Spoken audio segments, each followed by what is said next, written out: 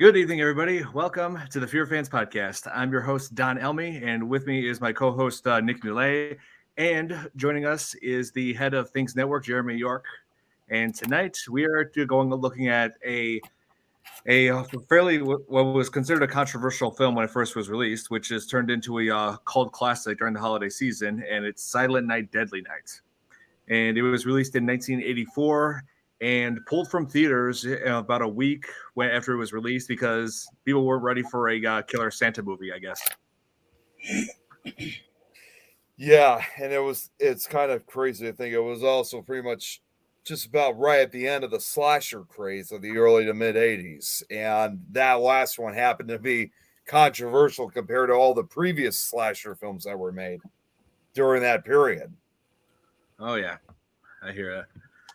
But this film, like a lot of people protested it, like all kinds of families and just people who were basically people who just loved Christmas, including actor Mickey Rooney. I don't know if you heard this thing, but Mickey Rooney protested this film, saying saying that it was destroying the holiday spirit, and also, like, I actually found exactly what he said on here.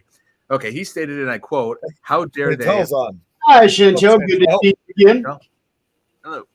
And so I have what he said here. Here he said, and I quote, "How dare they? I'm all for the First Amendment, but don't give me Santa Claus with a gun going to kill someone. The scum, the scum who made that movie should be run out of town." So he was pissed. He was pissed. Which is kind of ironic because, well, I'll wait until a little bit later in the show because there's something that's involving Mickey Rooney as well, kind of involving that movie. But I'll wait till as we get closer to the end. We're now live on TikTok. Oh, we're on TikTok now. Okay, great. Yeah.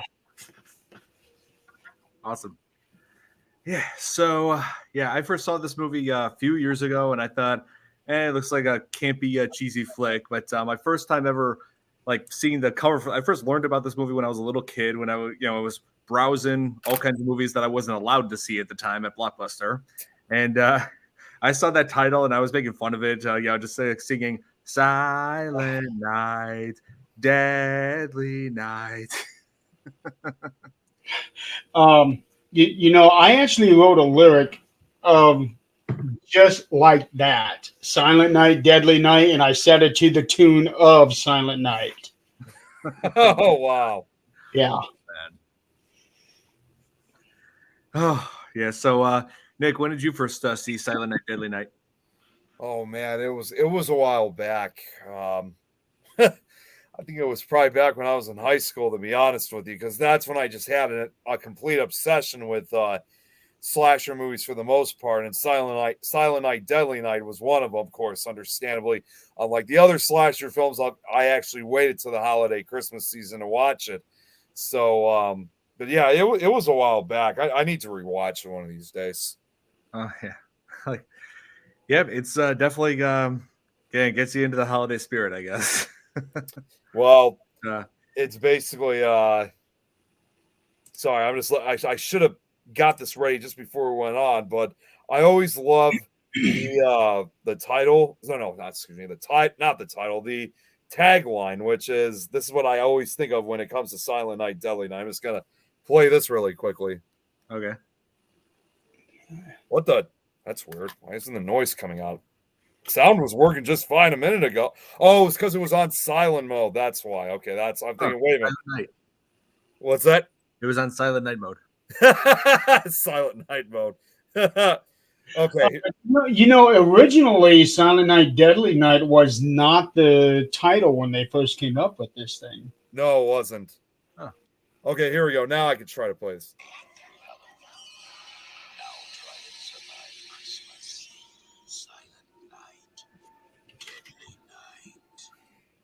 It's that famous tagline that I love from that movie. You made it through Halloween. Now try to survive Christmas. Yep. Michael and the secondary tagline with it too. Yeah.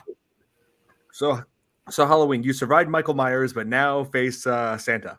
Who's worse, apparently. Yeah. The second tagline is, he knows who's been naughty. And another tagline is, I'm dreaming of a red Christmas. Which that in itself is the title of another horror movie. It is. Yeah. Yeah, there's Red Christmas, Evil Christmas. I actually found a website that was talking about Christmas horror movies, and they had some 30 or 40 of them. I think I sent you guys the link, but I'm not positive. I think you did. Hang on. Yeah, I had a bunch of titles that I hadn't heard of before. There was also another movie that was made actually almost like 10 years earlier, back in the 70s, that had a similar title, and that was Silent Night, Bloody Night. I've heard of that. Did that come out around the same time that Black Christmas did? Yeah, 1974. Okay. Oh yeah, Black Christmas, the film that sparked the slasher craze. It was also, of course, as well, I'll say quickly, it was also one of the first horror films of its kind, not only just to have the holiday Christmas theme, but was also one of the first horror movies to combine both the slasher genre and murder mystery genre together. See, I haven't seen the original Black Christmas. I've only seen the remake, the first remake. Oh, I'm sorry. That's all I got to say.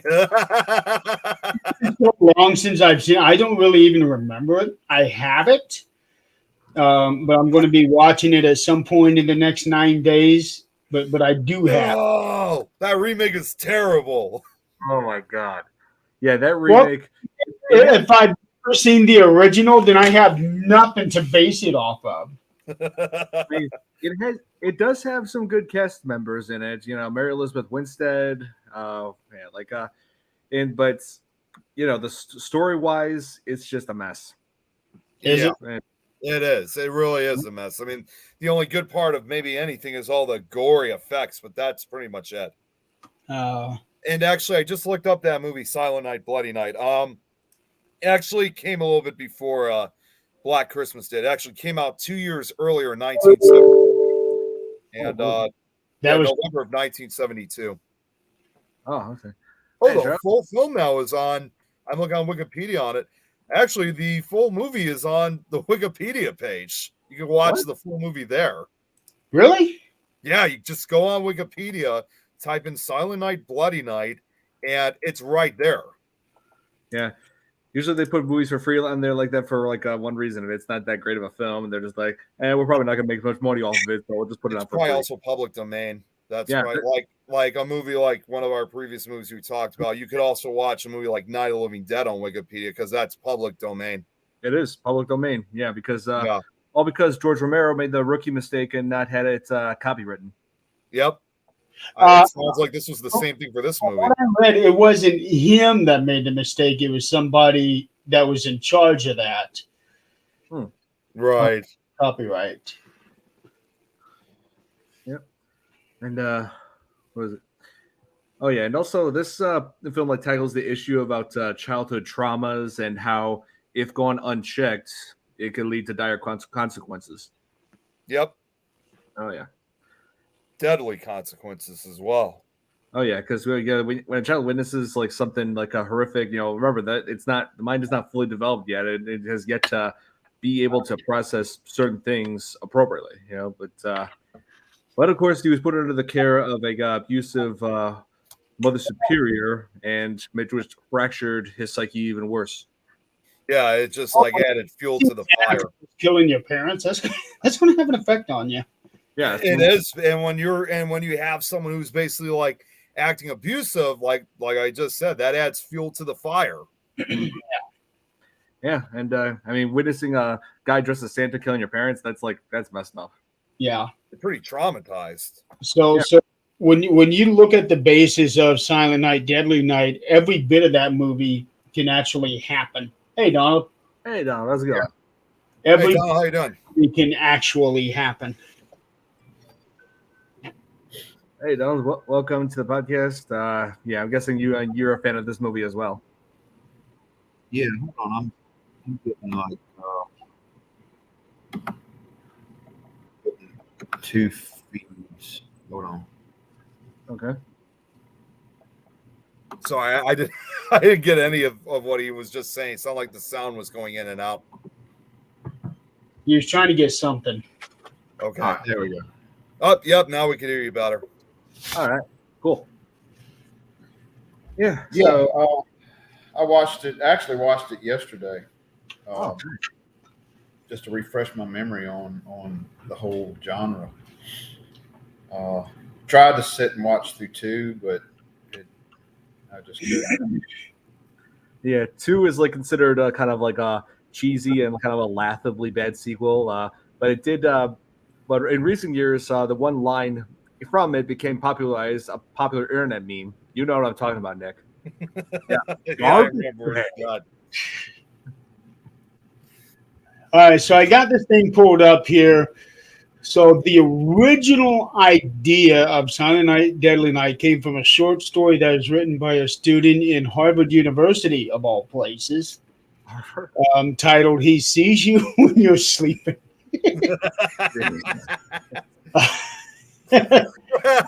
Yeah.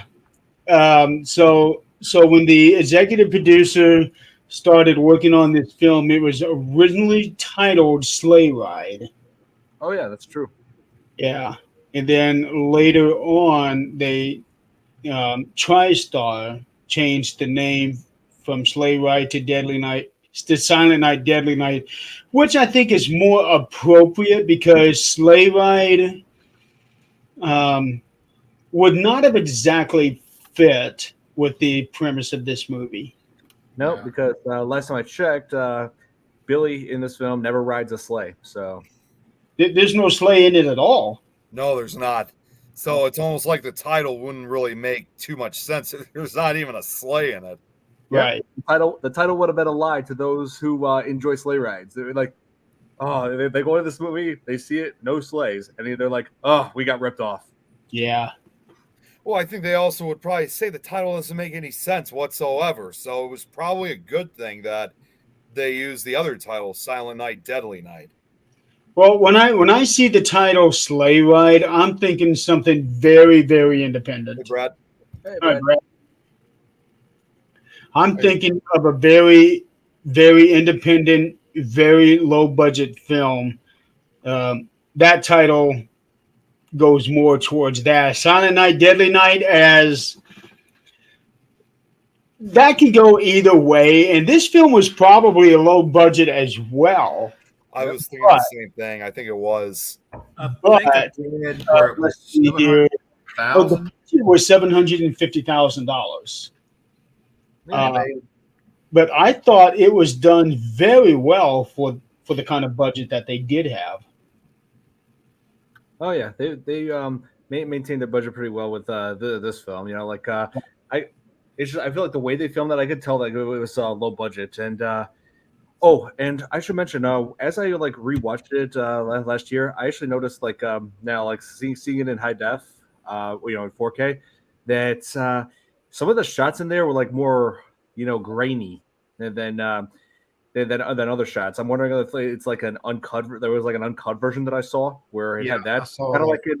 Yeah, the same kind of thing happened with the original My Bloody Valentine. Like where there was an uncut version where they couldn't, restore it as well as other shots. Like the uncut version, it had like some grainy image as well. He's got the DVD. He's Yeah. On this version, it even says right at the beginning of the show that this was the original version plus scenes that was left on the cutting room floor, and that the quality of the film was not going to match. So that there were going to be, so it does, at least on this one, it does say that there will be some scenes in there that are not as good a quality. Excuse me, guys. Yeah, there was I'll be right back. scene. There was a scene in the toy store of him where I saw the quality change for just like, I don't know, maybe 10 seconds. That was probably one of them. That's one of several. This happens like several times in the film, like including the scenes where he finds the boyfriend girlfriend, Lena Quigley, and Yeah, there was like that shot of like when she was impaled on the antlers, and the grainy image on there as well. I guess that was probably, honestly, I'm not saying this because of this, but that was one of the best scenes since it had Scream Queen star Linnea Quigley in it, who was known to star in a lot of those, not just slasher films, but a lot of horror films throughout the 1980s and early 90s. Oh yeah, the two that stand out aside from this film Return of the Living Dead and Night of the Demons. Yep. Yeah. So, and Night of the Living Dead, one of my favorite zombie movies. I thought you said Return was. I said Return of the Living Dead, one of my all-time favorite zombie movies. Return of the Living you said Night originally. Oh, I did? So, yeah, you did. Oh, well, Night of the Living Dead is one as well. Another favorite as well. Hey, Adrian's here. What's up, Adrian? Hi, Adrian. Hey, Adrian. How's it going? Thank you for tuning in. Yeah, just diving into some more holiday horror. And I remember right, Night of the Living Dead was the first zombie movie I'd ever seen. Oh yeah, it's definitely the first VHS, the black and white version. You know. Yeah. Oh yeah. They messed it up when they tried to colorize it. They have a few times, and I don't know what it is. It just seems like it's like the first one for everybody. So, but yeah, it's been colorized a few times. It's the first zombie movie of its kind. It's pretty much created the modern zombie because exactly. Before this, there was only depictions of like zombies in like a voodoo culture, but they decided, you know what? The scariest possible thing that a walking corpse could do is cannibalism, eating people. So that became basically would be one of the permanent aspects of a zombie from that point on. Adrian, what are you all up to? We're just going over Silent Night, Deadly Nights, another holiday cult classic. And I should mention this film was probably like not as successful, but not that successful because of it had some competition when it was released. I believe it was released at the same time as Nightmare on Elm Street. It was released around a lot. Like I said, it wasn't not only just that. Again, 1984 was kind of the last year of the big craze of slasher films. So there was several other ones that were released throughout the course of that year. And that was, as I would also kind of put it, that was also the last year we had a lot of the original slashers, as I would call them, because in the years following afterwards, that's where you had all the sequels and a lot of the lesser known slasher films. And by the time you get up to the to the late 80s, the genre apparently died. So Silent Night, Deadly Night was one of the last original films from that era. Yep. Well, I'm looking up movies that were released.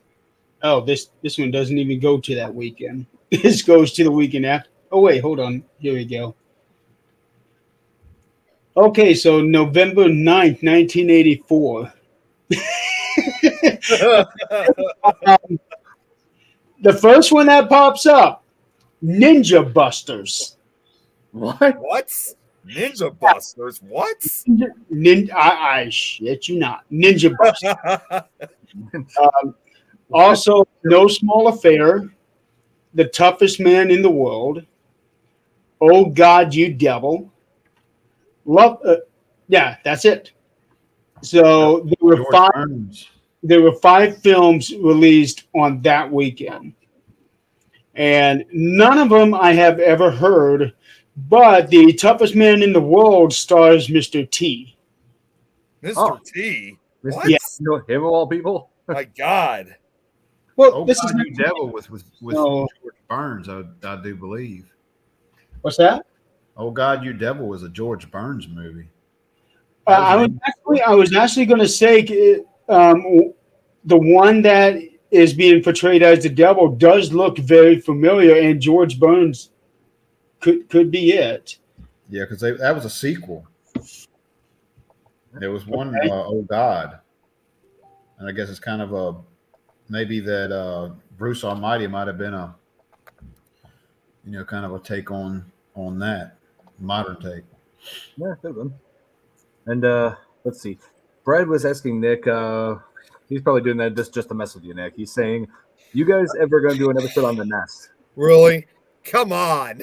Because you know that is not happening. You know what the Nest is, right, Nick? Yes, I know what it is, and I'm not gonna. If you're going to do an episode on that, you're on your own. All right. Hey, Oh, hey, Adrian. Hi, Adrian. hello, Adrian. Well, actually, if you're going to do an episode on the Nest, Don, you ought to have Brad on with you. Yeah. That's okay. I hear you. So you're that, Brad? You're joining me on this. Trying to get him on a few So if times. you want him to do an episode, you must be on it. Be careful. You got him on there. Be careful. Okay. No, Do no. not have any devices that have names that will cause them to do things anywhere near your computer. Oh yeah, Brad does have an affinity for anything named Alexa. Yeah. There's never been a time where he's watching or he's been on that he'll say that name, Alexa. Well, don't say that name out loud. I don't want my echo dot. I think it's too late, Don. It's off. Joke's on you. Hey Nick, be careful, or your stomach's going to start hurting again. Oh my I'll be right God, back, guys. that laugh attack I had that night. Oh, Oh, Device. he lost connection. So it says Everybody's losing their connection lately. I had the it's same the thing- weather, I think. Yeah, probably. I had the same thing happen to me, last podcast, and like for the past couple of days, it was like going crazy, There like, affecting my. Oh, he's back. Yeah, I had like internet going out on my PS5. It was ridiculous. But yeah, Jeremy, I'll make sure not to laugh as hard as I did that night. But that was funny. Let's be honest here. it was. It was. And Adrian was having issues last night on the computer, but she did just fine on her phone. Yeah, that's what I'm doing now because I've had it. What we're doing is actually taking the monitor because I have to use it for work. I have to hardwire, not the monitor, the damn Wi-Fi thing, whatever it is. And we're going to put it in the middle, like on the main floor. Then I'll hardwire to it from the top. He can hardwire from the bottom, and hopefully that fixes the issue. Okay, well, I hope it all works well. So, I'm done. have you seen Silent Night, Deadly Night? So why am I the only one not seeing the show? Maybe because when it came out, I was 10, but I still haven't seen it. Brad. I'm going to have to now. Actually, a pretty decent movie for It is. the title and the time it was made. Mhm. I was expecting it to be a lot And for the budget it had, too. easier. Yeah. Mhm. Yeah, If I that's remember, the issue. I read that it got boycotted and pulled from the theaters like 10 days after it was released because the parents, picketed and everything because of the Santa Claus, killing people. Yep, no one was prepared for a killer Santa movie. Not even. And that Yeah. first week, it was like over $2 million was made off of it in just 1 week. Yeah, so it made a bit of a profit, yeah, but Oh, it wasn't enough to it wasn't enough. They couldn't receive critical praise. Not just protesters, parents shaming it, but also Gene Siskel really tore this movie a new one, just going off on some of the crew members, like naming them by name, and also Mickey Rooney saying that people who made this should be run out of town. So Bev? Yeah. Yeah. Oh, hey, Bev. See ya. I'm sorry. Siskel and Ebert, I remember just about any horror movie that was ever made, they trashed. They didn't like the genre. So it's like I never took any critics back in that day of Well, when you think about it, the horror movies that they were making in the 50s, 60s, and 70s, you could tell that at some point there was going to be a shift. And that shift was right around Peeping Tom Psycho. And then once it started hitting Halloween, then it was full blown, and that's where the whole slasher thing really blew up. Yeah. But when it come to integrating the horror with Christmas, I with the exception of 2 or 3 other movies, something like this had never been done. Right. It would be like a really taboo thing for somebody to make a horror movie with Santa Claus in it. Right. We do a haunted house every year for our fire department. It's like 13, 14 years in, maybe. And it's always crossed our mind, to have a killer Santa Claus because we got a Santa Claus suit. And I was like, it's just that I don't think we can cover. I think we can go over with that, go through with that threshold of be a lot of people, especially in a small town. Mhm. Yeah, I mean, I guess when this came out, everyone just didn't really see this as just like something creative and new. They just saw this as like some sort of an attack on Christmas. Right. Despite the fact that there have been a few other Christmas horror movies made prior, but all of those didn't feature, a killer Santa Claus. Yeah, pretty much. I mean, in like one of the most critically appraised holiday horror films, Black Christmas. I mean, that didn't have a killer Santa. It just had like a stalker that was like unseen. It was like a big murder mystery sort of a film. Well, like I said, it's a crossover between murder mystery and slasher. Was one of the first to do that. Oh yeah. Well, if anybody would, I understand the concept, the killer guys dressed up like Santa Claus and all that. But if anybody actually watched the movie, instead of just looking at the name or the cover, he's not Santa Claus. He's not. Well, I guess he is playing Santa in that toy story or in that toy store. Oh yeah. But he's got deep-rooted issues. Yeah, that he does. I mean, so much as the image of Santa was triggering Billy, like giving him flashbacks to seeing his parents being killed, and that's the thing. He was never given like the kind of professional help that he needed. His mind just kept on shattering and shattering with each passing year to the point where he just snapped. Yeah. Well, being raised in that orphanage didn't exactly do him any favors either. No, and how many people are really close to that? I've been reading Facebook, and it is just some of the people with people that have passed on recently, or even 30 years ago. Christmas isn't the same, or they don't have family around. And how long is it before somebody snaps? Exactly. Yep. Because it takes you could tell throughout the course of the film, and especially on this kid who grows up, it took several years. It didn't just happen all of a sudden. It was 20 years later, Don, if I'm correct. It was just over a decade later. I don't know if it was 20. A decade. It was just Again, over. It's been so long since I've seen it. Yeah, it was. I think it might have been 12, 14 years, if I remember this right. But but then what really was the snapping point is when he witnesses one of his coworkers, Andy, forcing himself on a coworker that he liked. What was her name? Pamela. Yeah, When he saw Andy attacking Pamela, that just did it for him. He yanked him off, which what was the right thing to do, but what he did after that was not the right thing to do. He strangled him to death. Yeah. I mean, and then he went after her. Yeah, then he went after her. I mean, if I was there, I would have yanked the guy off and really, because man always got to stand up for women in this world, always. It was that whole scene, and he started having flashbacks of the Santa Claus that killed his parents and was assaulting his mother. Yeah, that's what triggered him. It's the trauma. Yeah. Is this based off of any kind of reality? This particular movie, no. It was based off of a short story that had been written by a college student. Okay. However, a quasi remake called Silent Night. It was half somewhat remake of the original movie and half based off of a true story that happened back in 2008. I love those true stories. Something based on a true story. I think that's just awesome. But then there's that fine line where they completely mutilate the real story. Yeah. I mean, there have been stories about people going crazy on the holidays, but nothing like this being depicted in film where someone dressing as Santa and committing horrific acts. Right.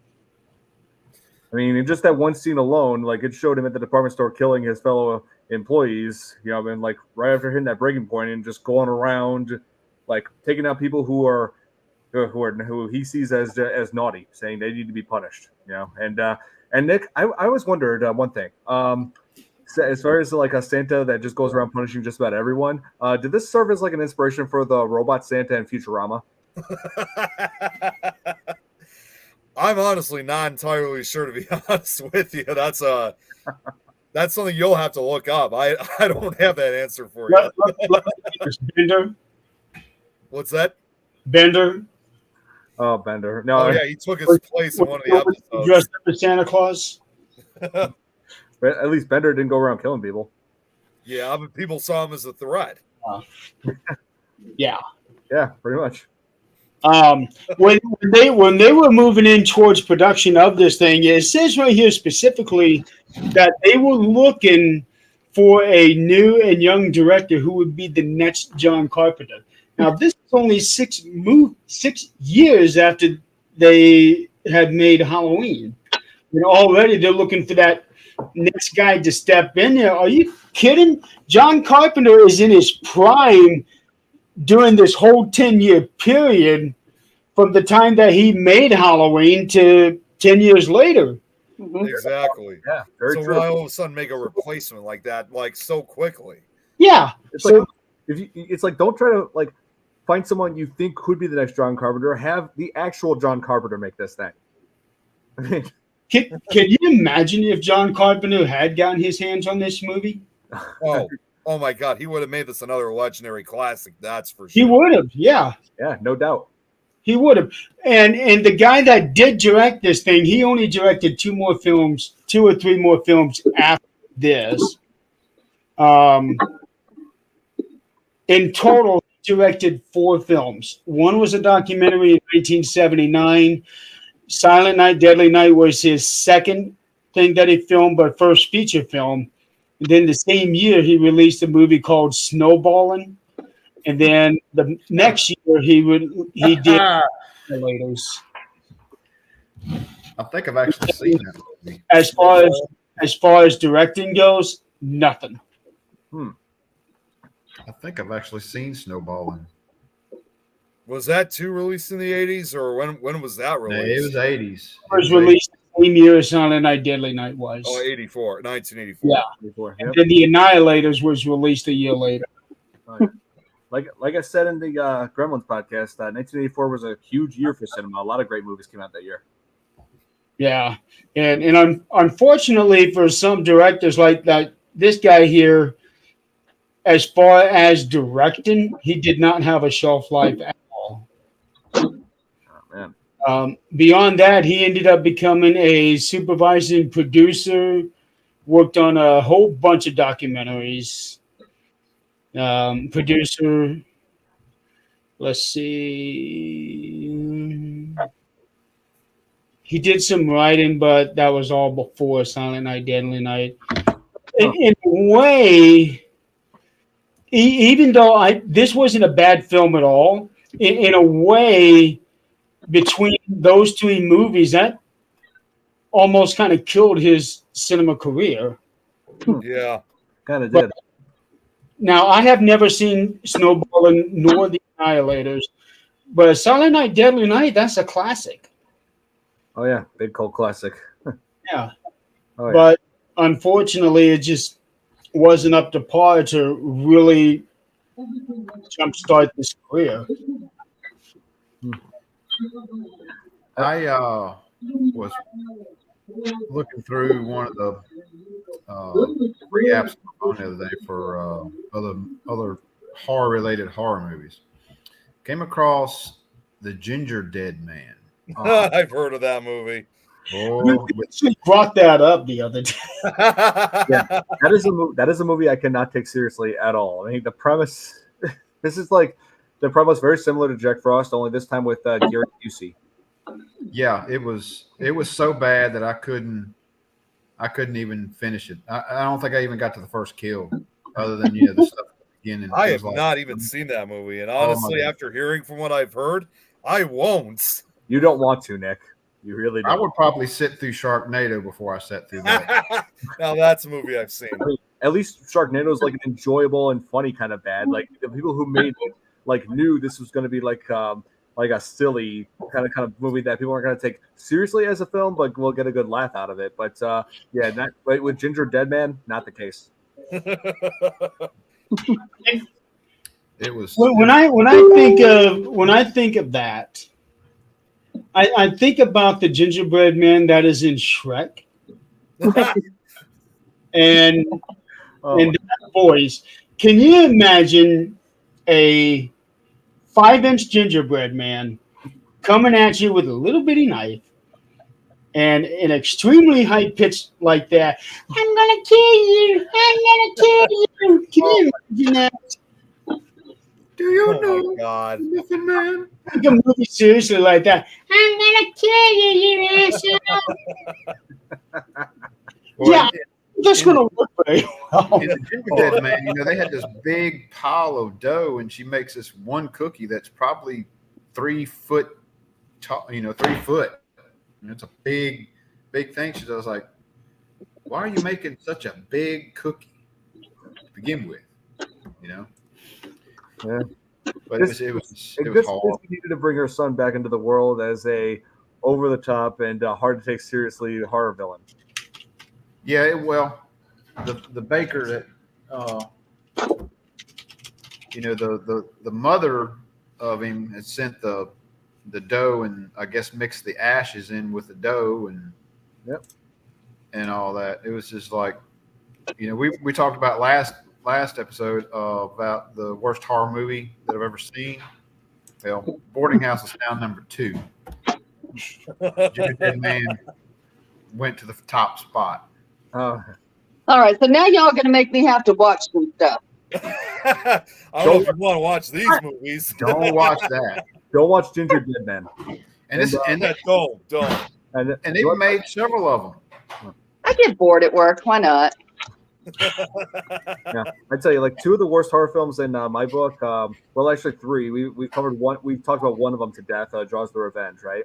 The other 2 2 other worst horror films are Pinata Survival Island. I believe I mentioned that in the podcast once before. Wow. Yeah, you did talk about that, and I actually have that on DVD. Oh my God. Oh no. Condolences. So you mean some of that DVD collection behind you is useless? What is what? Not him. Oh, I think Jeremy. she's talking about Jeremy's collection. She's talking about Jeremy's collection. I got you. Let's put it this way. What I don't know how much Dawn has, but what you see right there is not even 0.5% of what I have. I do That's not so doubt true. that. And Jeremy's absolutely right. I mean, I'm sorry to say this, Don, but he's got a library. I do. I could put Amazon out of business. Uh, I have. All right, so now I'm gonna have to watch this. So I'm gonna get off here and feed my family, and then I'm going to go watch these things. And then I'm gonna message every one of you and tell you how mad I am that you made me watch it. I was just about to say, if you get upset by these other movies, don't blame that on Bad us. movie at all. No, Silent Night, Deadly Night, definitely watch. Ginger Dead, don't. No. I'll tell you another good 80s movie. It's not a Christmas movie, but I had never seen it before, and called The Entity. The Entity, yes. I haven't seen it either, but I have seen it come up on Netflix and stuff. Well, Yeah, you know what, it's Donald, very it's quickly, actually I a pretty good actually did movie. I did an episode of Nick Files with one of my, and I did an episode of Nick Files with one of my slideshows, and I dealt with the true story behind the movie The Entity. So I've done the real story. oh wow. Yeah, I read on that on the true story part of it, where she was messing with the occult and all that stuff. Of course, that wasn't in the movie. Right. Oh, what was I gonna say? Oh yeah, I mentioned like one more bad horror film to avoid at all costs, and it's House of the Dead. I have heard that, yes. It's so I actually seen that in theater, and half the time I felt like I was watching a music video. oh, Not bad. Not kidding. Yeah, prime example of how Uwe Boll just does not deserve to be a filmmaker. Like with each thing he spews out, I'm just thinking, seriously, Boll, just stop.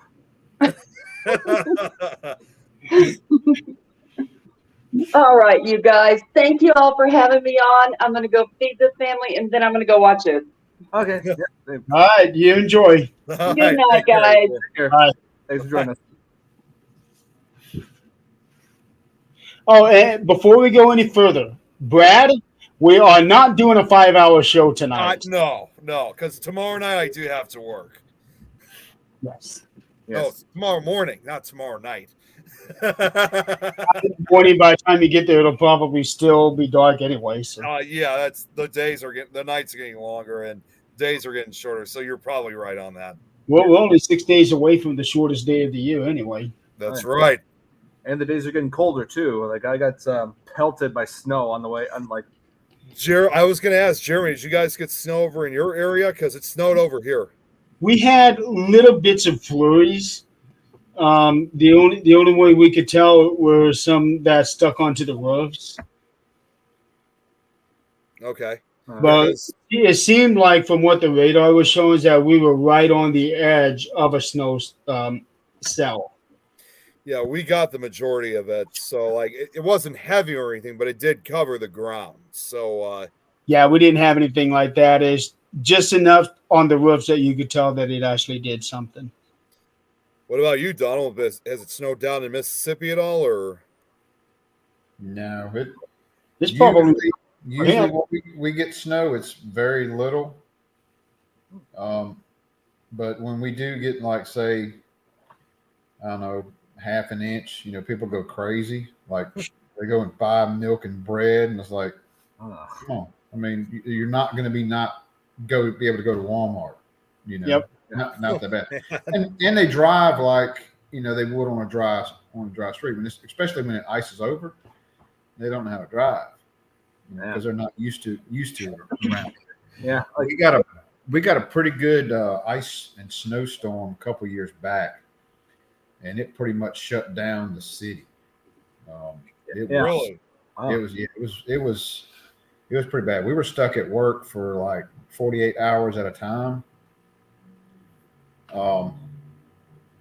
But just in case something happened, we'd have enough people at the station to take care of a fire building, structure fire. You'd have enough people there that because the roads were like undrivable for the most part.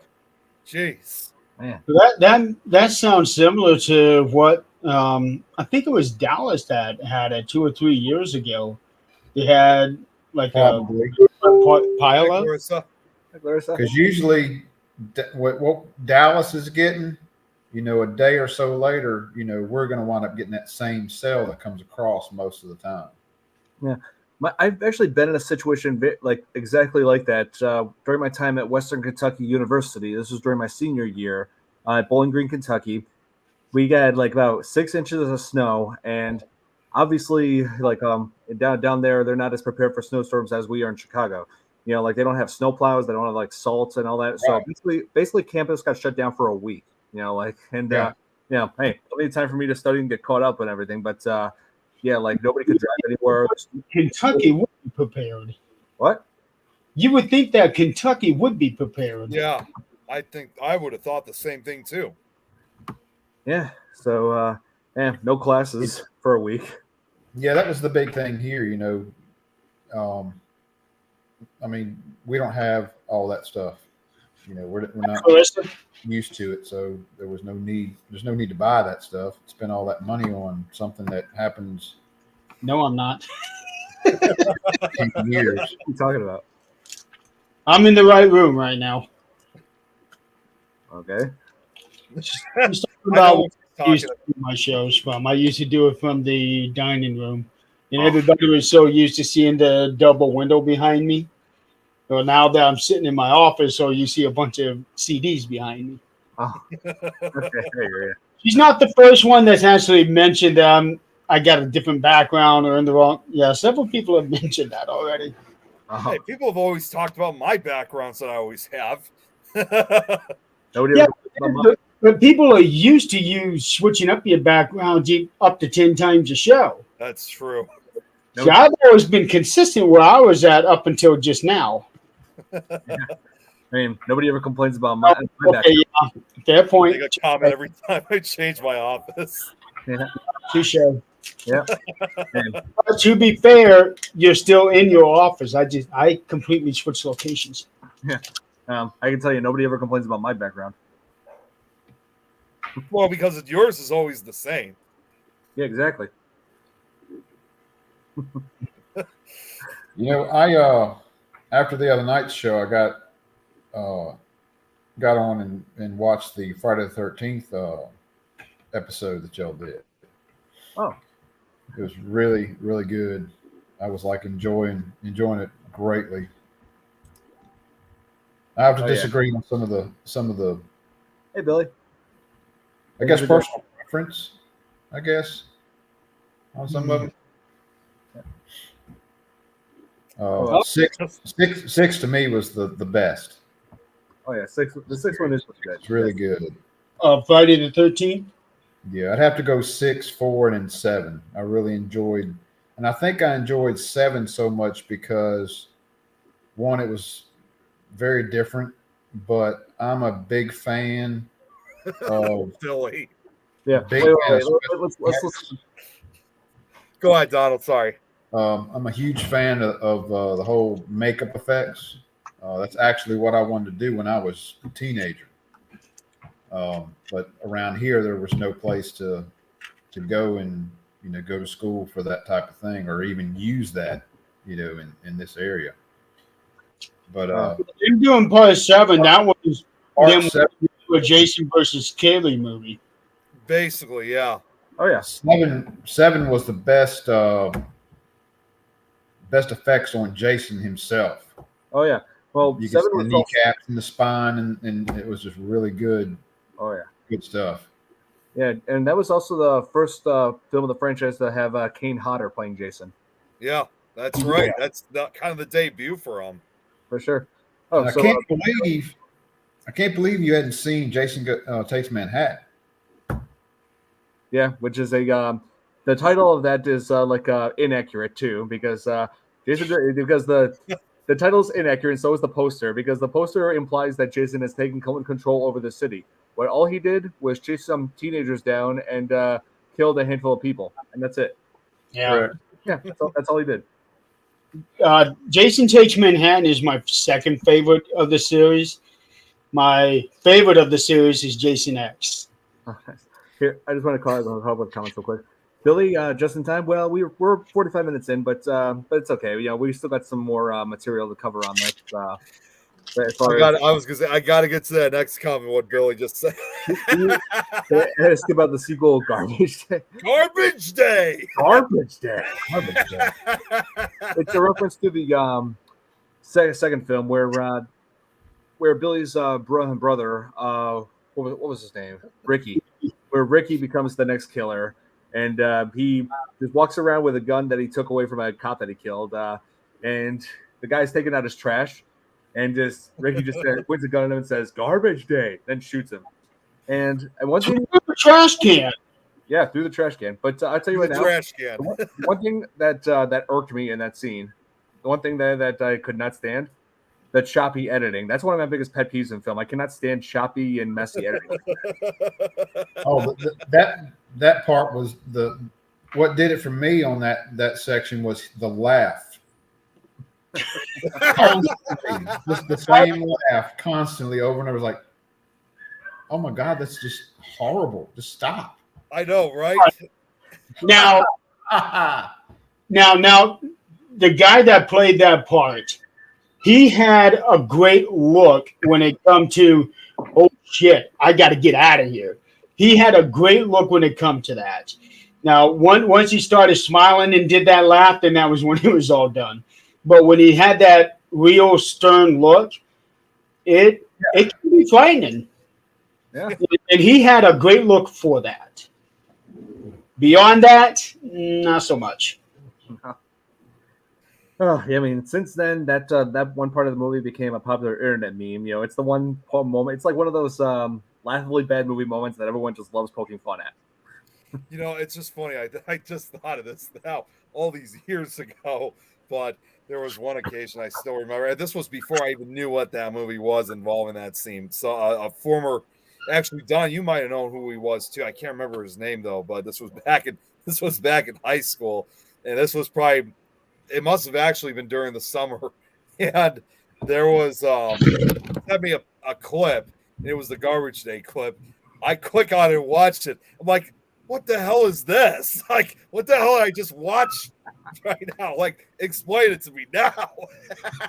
I mean, I was terribly confused, but laughing at the same time. Yeah. And another bad thing about this movie is how heavily it relied on the footage from the first movie. Oh, That's basically half of your first part two. yeah. I mean, they just like were like so over dependent on it. Like they were just Yeah. It's like we get it. It's a sequel to the first film. You don't have to keep showing us flashbacks and stock footage of it. I mean, yeah. Well, that's what I thought. Past that.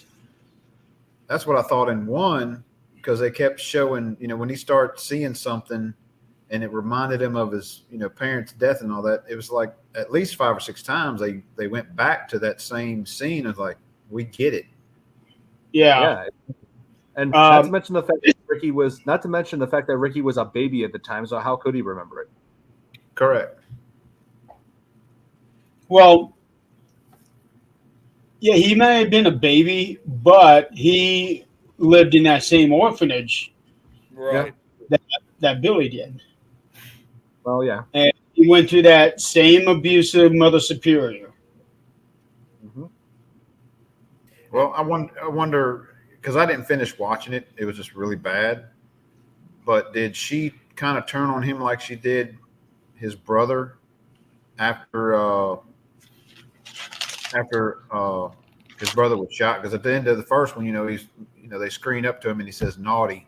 Mm-hmm. Yeah. I wonder if did Mother Superior, start disciplining him also?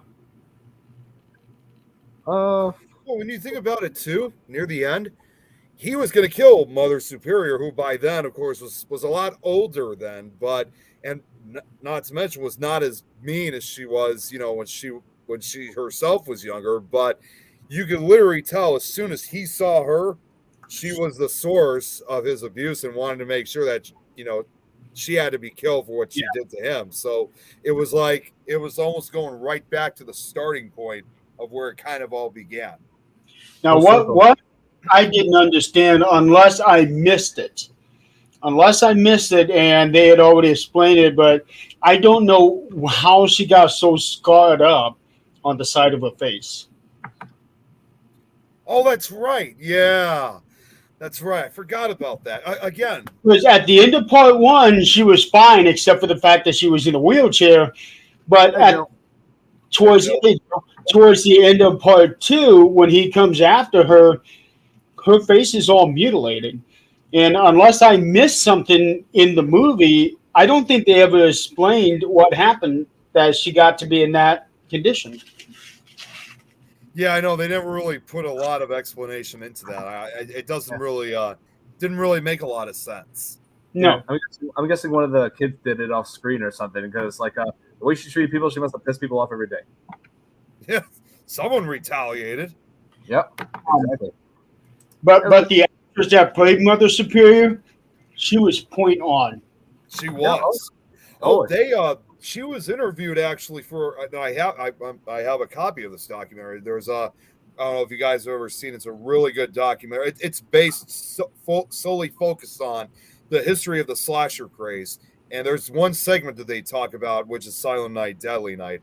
It was the documentary was made about 15 years ago, 2006. It's called Going to Pieces, The Rise and Fall of the Slasher Film.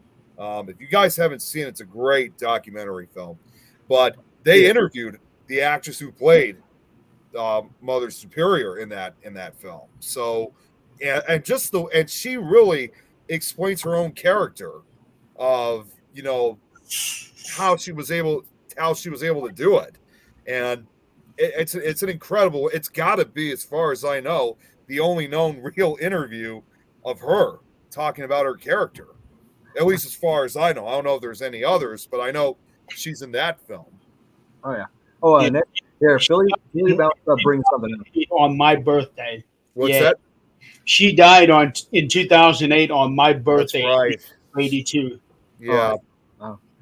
Nick, I wanted to bring this up. Billy actually said that Part 2 was originally supposed to be a re-release instead of a sequel. That would explain the footage from the first film. And he says, according to IMDb, the producers wanted to recut the first film and insert 1 or 2 new scenes with Freeman, and they reworked it as a sequel. That would explain a lot. It would. So Yeah. yeah. But the thing is, the way that they cut and edited the first film, they didn't need to do anything extra to it. No, not at all. But yeah, I think you may be right, Billy. Yeah, I mean, the way you explained it, it totally would make sense. Yeah, they should have just, if they were going to want to re-release it, they just should have re-released the first one. Unless, Now, the guy that played Billy in that first movie, I thought he was really good too. Yeah. Oh yeah, he was, no doubt. Yeah. Oh, and Nick, I don't know if you've met Liam. He's from Australia. Oh, from Australia. Yeah. Welcome. Yep. Hey, Liam, we're doing well. Enjoying the holidays and also enjoying some holiday horror. Now with all this month we're going over some holiday Christmas related horror films. So far we've done Krampus, Gremlins. Let's see what Jack Frost. Jack Frost. You Yeah. know what? Really quick, I got to say about Krampus. I was just talking with Rosie just last night. She said she's seen Krampus, and it turned out she really wanted to be on that show, but she didn't know that we were going to be talking about Krampus last week. Billy is asking, Nick, which slasher Christmas movie do you prefer? This or Black Christmas? Black Christmas, definitely. Yeah. Hands down. I haven't seen the original Black Christmas, so I'm going to have to go with Silent Night, Deadly Night. See Black Christmas. See the original. Yeah, It's the 2000 remake is shit. way better than the remakes. Okay, now I am looking up. I just looked up Robert Brian Wilson, which is the guy that played Billy. This apparently was his first role. Oh, I'm not surprised. Yeah, and he nailed it. And he's only done a few other things up until 1992, and then he just totally disappeared, at least on IMDb, until 2016. And then he did two TV movies in 2016, and that's it. Well, after almost 25 years. Yeah. yeah. And let's see. So Christmas next weekend. I'm wondering what you guys are going to cover. I was planning the original Black Christmas. And speaking of Black Christmas, look at Jill's comment. Yeah. Oh, here, Liam is asking. So what have you been doing, Don? Who are these people? Who are these people? Who are these people? Yeah, I don't think Liam. He is him, and he is. Okay, I don't think Liam has seen my the podcast yet till now. But so Liam, right below me is my good friend Nick Mulay, and here up at the top corner next to me is Jeremy York, who's head of the Things Network that this podcast is associated with, and below him is Donald Martin, who is really enjoys these holiday horror films that we've been covering so far. He also runs a show. He also now runs a show of his own on Sundays, which Shadow Whisper. Sorry, I'm trying to get Shadows Talk. Shadows Talk. Sorry, it just sounds so familiar. So I'm still Soon to come, Marks on Wrestling. Yeah, and that too. Yeah, thanks for bringing that up. And Joe, we did talk about Die Hard. Yes, it is a Christmas movie, but it is not a horror movie. Yeah, it's an action movie. Yeah, so unfortunately, that doesn't quite fall under the genre of this show. Sorry, Jill. Yeah, very shame. Not a horror film. And Jill just explained something else to Liam too. That yes, she is our favorite stalker, of course. She's our only stalker. She's our Things Network groupie. Oh, here. Let's see here. You really like Okay. think the 2006 remake was that bad, but the 2019 was Then I Both cannot of them. watch the 2006 remake. And until you guys had even mentioned it, I didn't even know there was a 2019 remake. Yeah, they I made did another a- one 3 years ago. I've known about it. I did a reaction video to the trailer when that trailer was launched. I'll be right back, guys. Yeah, And go right ahead. do what you have to do. Yeah, Jill. I wanted to bring that to this. Jill. Yeah, covered Die Hard. As much as I would love to, because Die Hard is my number one favorite Christmas movie, but it's not horror related. And FearFans is strictly horror related content. We cover horror films, but soon I would love to cover more horror TV shows and also video games. Yeah, for video games. Not take away from the great movie, well, the great series that it is. Oh yeah. Well, and don't forget, we've even covered at least. I mean, yes, we did cover a movie, but we also kind of covered a book series, and you know which book series I'm talking about, right, Don? The Scary Stories books. Yes, we Nightmare did. Before Christmas. We are saving Nightmare Before Christmas for next year, actually. Oh yeah. Oh, Jill is asking about Nightmare Before Christmas. I'm planning to do that next year because next year is the 30th anniversary of it. That's why I just literally was answering that question for her too. Yep. Oh, Now, here. Speaking of Die Hard, Great film series. Unfortunately, Silent Night, Deadly Night cannot be included in that. no, definitely not.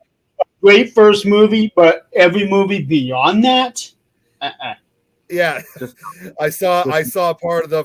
It was like the same thing. I saw part of one of the other movies. I'm like, ah! I was like, ah!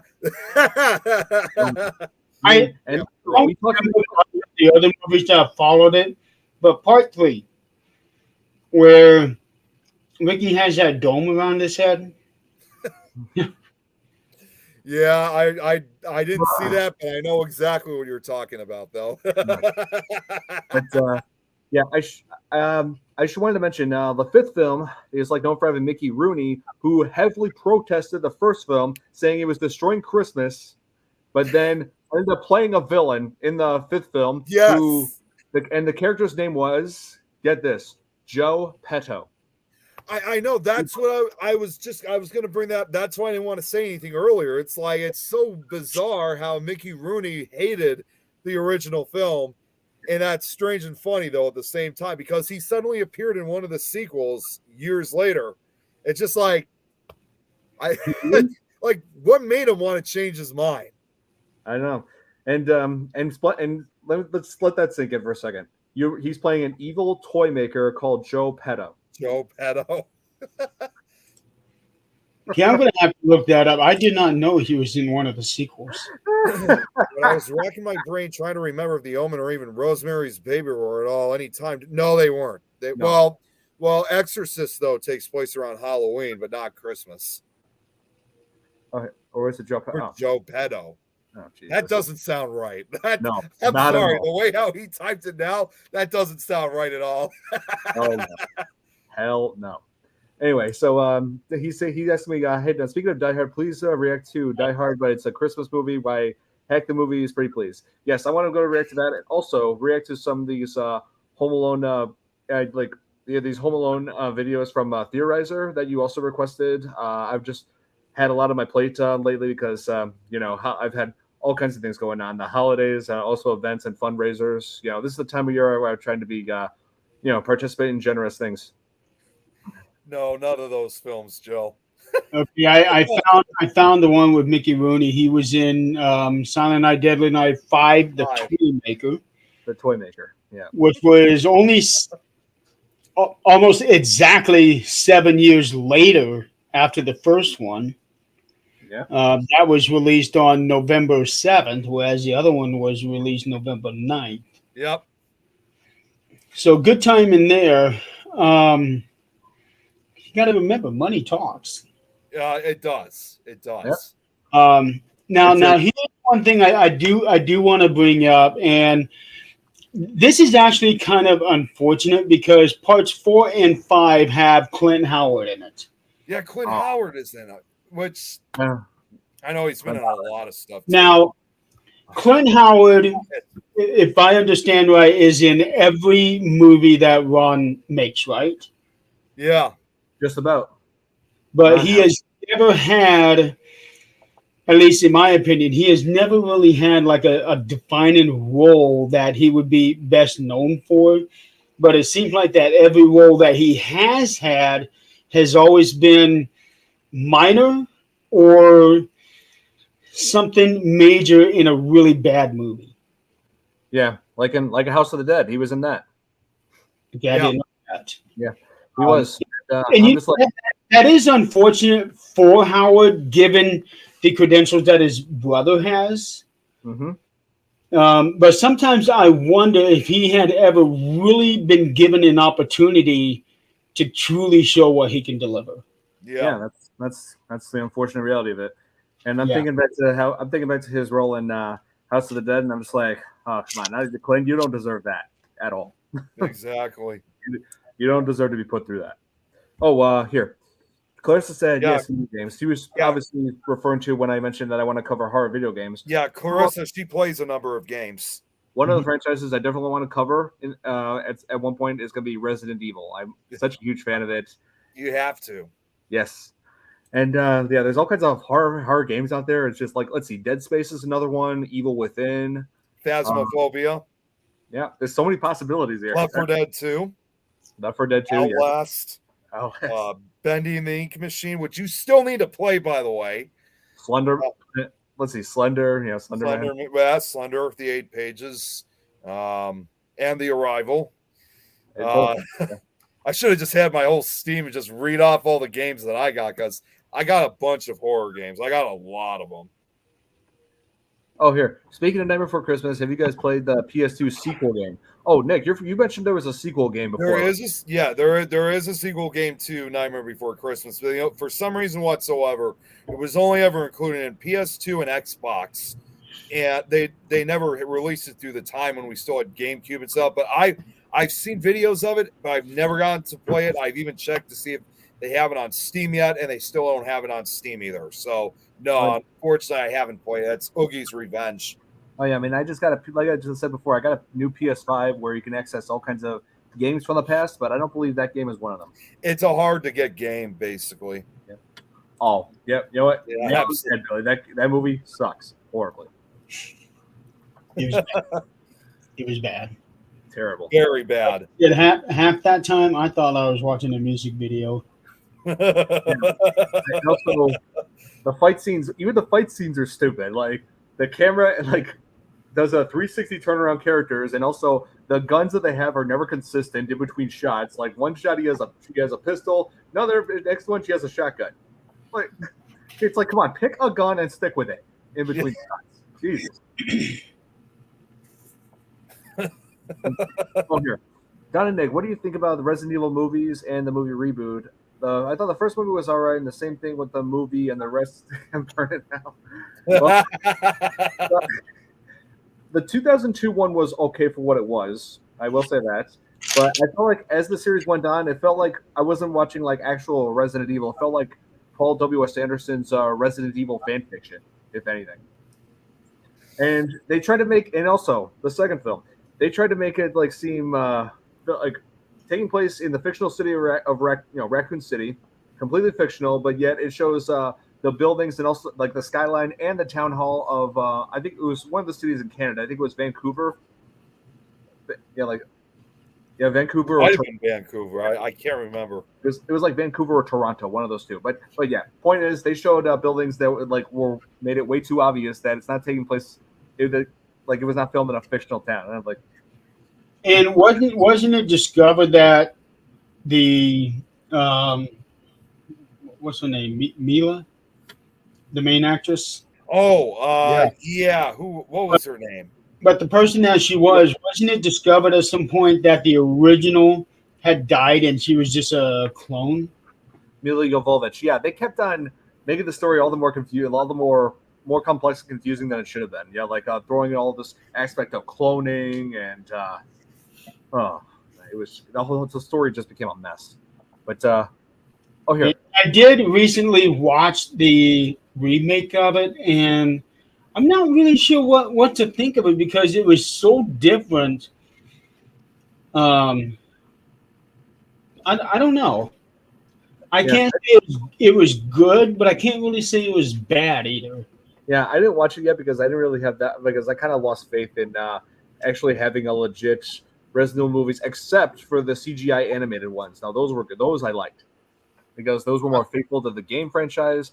And here, Jill was asking, what do I want to cover in next week's Fear Fans? One of them is definitely going to be Black Christmas, the original one, not the remakes. No, So you better watch it, Jeremy.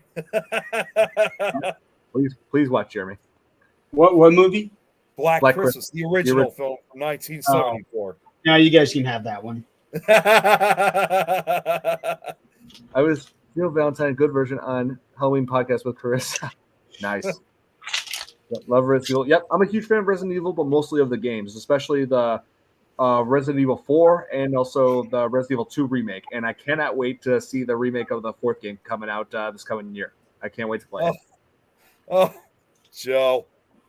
Look what she said. I know exactly what recent version she's talking about. You know what it is, right, Don? Black Christmas. Charles. I remember playing the first Good night, Resident Charles. Evil on How about Charles? PlayStation. Oh, sorry. Oh, here. Done. The movie was actually faithful to the games. It covers Resident Evil 1 and 2. Yeah. Well, maybe I'll give it a chance. The remake was kind of more towards the story in the game. Was it? Yeah. Okay.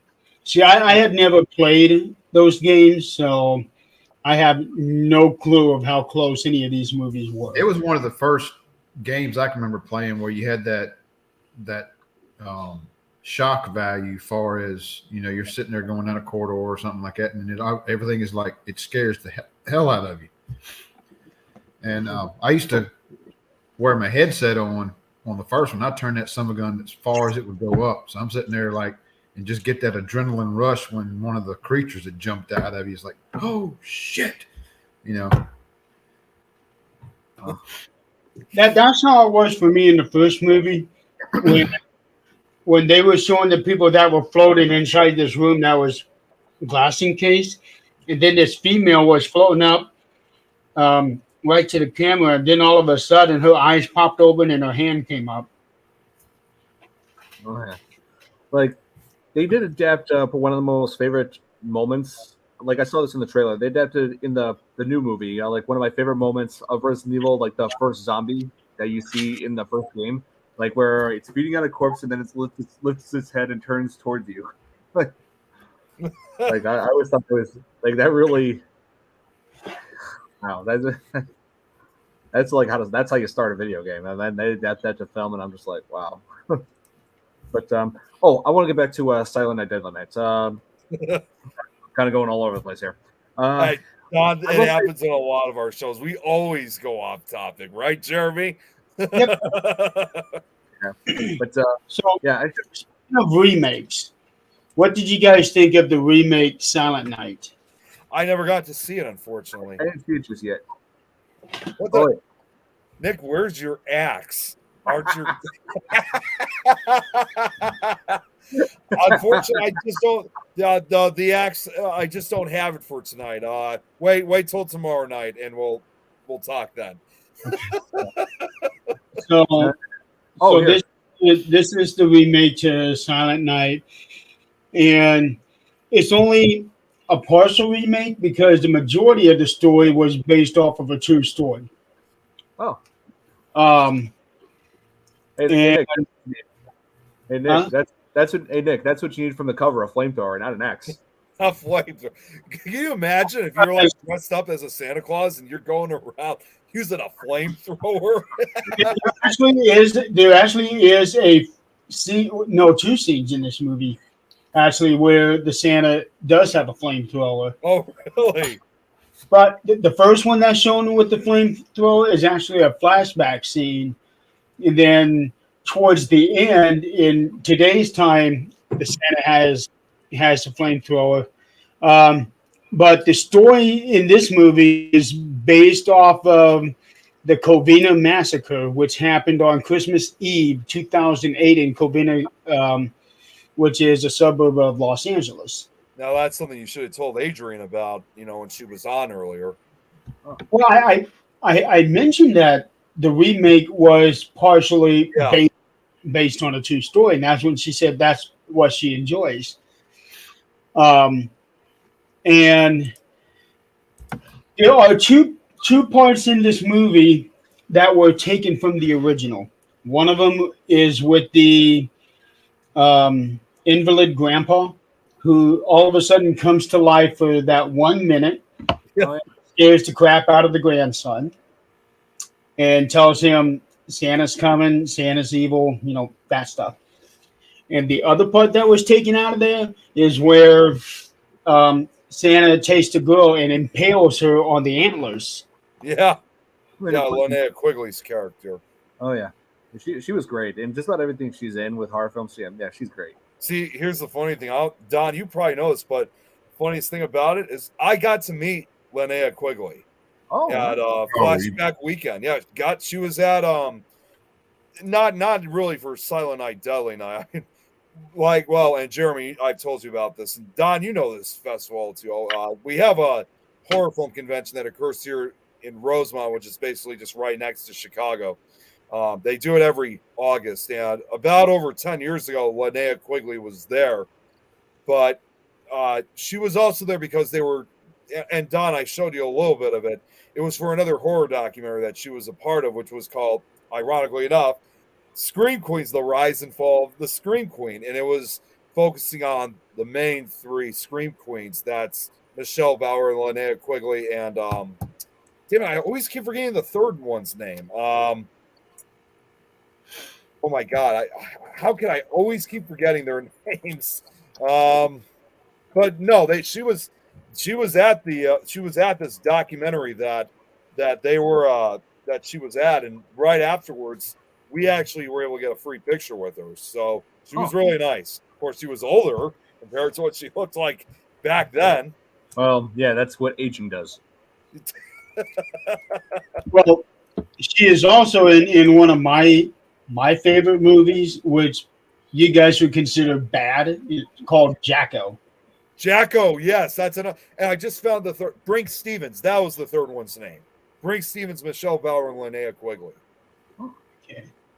Yes. Jacko is one of my favorites. She's a part in it. Yeah, that was from the mid 90s, I think. 95. Yep. Yeah. Linnea Quigley is one of my favorite. As bad acting, bad directing, especially by the child actor who happened to be the director. Actually, you know what? One of her first movies was, again, this is another primary example of someone who had a really good career but started in a really bad movie. And this was even before she did Silent Night, Deadly Night. It was the movie, it was from just a few years earlier. I think it was either 1979, or I think it must have been 1979 that she was in it. Or 81. It was called Don't Go Near the Park. And it's a terrible movie. It was actually referred to as a video nasty, which was banned in the UK because of the violent content of that movie, even though if you watch it, the graphic effects are really fake for the most part, and the story doesn't at times really make any sense. But that was actually one of Linnea Quigley. I think that might have been her debut. Of course, when she was in this movie, nobody knew who she was, unless she was in an earlier film. She had actually been doing movies for 6 years at that point. Oh, you know what? Yeah, you're right. Her first film is called Psycho from Texas, and that was in 1975. But she didn't do another film for 3 years. And there she did Death Sport, Fairy Tales, and Auditions in 1978. Okay. Yeah. But she had already been acting for 9 years when Silent Night, Deadly Night came out. She had, in the documentary that they showed at Flashback Weekend, they did talk a little bit about Silent Night, Deadly Night. And she said when it happened, when they had all these negative reactions about that movie, She was actually out of. I think she might have actually been down in Mexico. I think she was with that was when they were doing another movie. They were doing the movie Treasure of the Moon Goddess when she got a call from her agent. It says, and her agent's like, "Oh my God, this movie that you were in, Silent Night, Deadly Night, it's triggered. It's going out of control. People are hating it, especially parents." So, and she didn't know what she was able to do because at that time she was already working on another movie, and plus, again, she was down in Mexico, so it's not like she couldn't just pack up and leave. So she had to wait until they were done with all her roles and then come back up to the United States. And of course, she was amongst eventually one of them who had to kind of face the brunt of these negative reactions following Silent Night, Deadly Night. She got stereotyped really, really bad. Not only for being in ridiculously bad horror movies, even though she did have a very small part in Nightmare on Elm Street 4. That's right. She did. But that part could have been easily missed if you blinked. Yeah. Beyond that, she was also stereotyped really bad as a sex symbol for horror movies. Right. Now, and that was the effect of the other two. Beautiful woman. But they used her looks for a lot of really ridiculously named movies. Sorority Babes in Slimeball Bolorama. And there's Bad Girls from Mars, and they're just these crazy names. Yeah, and there's one titled Sex Bomb. Yeah, they sound like all these, like, it has, people would think when they hear these titles, they sound like pornographic movies. But once they actually watch the movies, they find out that they're nothing more than just cheap, low-budget horror films. Well, the Lesbian Love Goddess. Yeah, that's the one, yeah. That's the movie she did. Strip Teaser, Mary Cookie and the Killer Tarantula. I've never even heard of that one. That sounds ridiculous. Yeah. Sex Files, Pleasureville. Oh, that's another one that she did. The Naked Monster. Yeah, there's all these crazy titles. I mean, seriously, I don't know where they came up with those titles. But she did do some other movies that had somewhat regular names. Zombie-Geddon. Yep. Corpse of Return of the Living Dead. Night of the Demons. Yep. Oh yeah. Caesar and Otto's Deadly Christmas. Oh, jeez. Yeah. I didn't hear about that one. Terror Tunes. Terror Tunes, yeah, I heard about that's He was in parts 3 and 4. I did not know that there was something like that. Yeah, it's a ridiculous movie too. Is it? Okay. I never seen it, but I've seen the clips of it though. Oh, here's another fun one. Girls Gone Dead. Oh, jeez. Yeah, so they come out with a whole bunch of ridiculously titled movies, and chances are they're bad. This one here I'm interested in. It just came out a couple years ago called The Last Thanksgiving. Oh my God. Yeah. Do we dare look into that for next year, Don? I don't know. And there's one other movie here I'm just going to point out. But the question is it as bad as Thanksgiving? Well, the film stars Samantha Ferran as a waitress who works at a restaurant that is terrorized by cannibalistic pilgrims. What? A restaurant opening for Thanksgiving is attacked by cannibalistic pilgrims. When the dining staff fights back, carnage ensues. Oh my God. Jesus. No. I don't know about that. Okay, so fair point. We have tons of Halloween scary movies. We have a lot of Christmas scary movies, but you don't really hear anything about Thanksgiving. I know. We've talked about that before. So given the fact of this kind of a premise, and chances are it's a very low budget film, I actually want to see this. We don't really have any Easter ones too, unless you count Critters 2, because that takes place around Easter. I actually have a movie called Easter Bunny Massacre. No. Oh God, no. We have seen that one. No. Surprisingly enough, it's not that bad. It's Okay, not- well, but it's not that bad. there's one movie. Do not under any sort. I'm telling you, you'll thank us if you don't see it because it's supposed to be another Easter horror movie that somebody referred to us, and we learned it the very, very hard and difficult way. And that was a Bunny Man movie. That movie was terrible from the start. The sound was terrible. It was. The audio was just You could audio. barely hear what's going on. Yeah, the audio quality was horrendous. And then the yeah. storyline was just, I don't even know how to describe the storyline, to be honest. It was just so bad. There is no story. It's just a bunny man going around. Right? It's not the best, but it does have Malcolm McDowell in it, and Malcolm McDowell. Yeah, he stars as a police chief. He's a hard ass police chief, but he's actually a good guy in this case. But he's still the hard ass that he's in every other movie that he's ever been a part of. He doesn't sing the song "Singing in the Rain" like he did at Clockwork Orange. Nope. He tells it bluntly. In fact, there's one scene where there's a cop that's under the weather. He says, "You're here to protect the citizens of this city, not your sorry ass." He goes to another cop. Wow. Yeah. Oh, I went to He tells a lot of truth to some of these characters in these things. Yeah. Oh, I wanted to bring up back in Silent Night, Deadly Night. I wanted to bring up when Billy was like started working at the toy store. Like there were a lot of toys there that were like hugely popular during the 80s. Like Oh yeah. And 90s too. We had them continue up to the 90s. Kermit the Frog. Yeah. When they're panning down the aisle, you actually see a Kermit the Frog. I think it was a figure, but it was this big.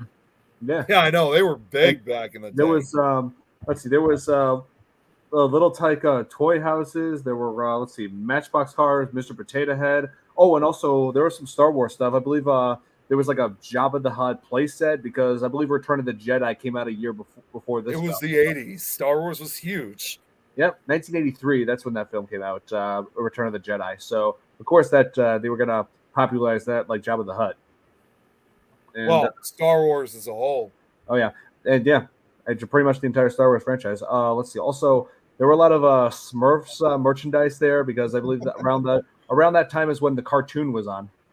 Yeah. Yeah. So and of all places to have this, a toy store, and there was also bow and arrows. Yeah. yeah, Check this out really quickly, guys. it was still in, Brandon Back Elvis. then, it wasn't a big deal. yeah. I'm Yeah. pretty sure murders would have taken place even if there wasn't Psycho dressed as Santa. So yeah, with just those bow and arrows alone.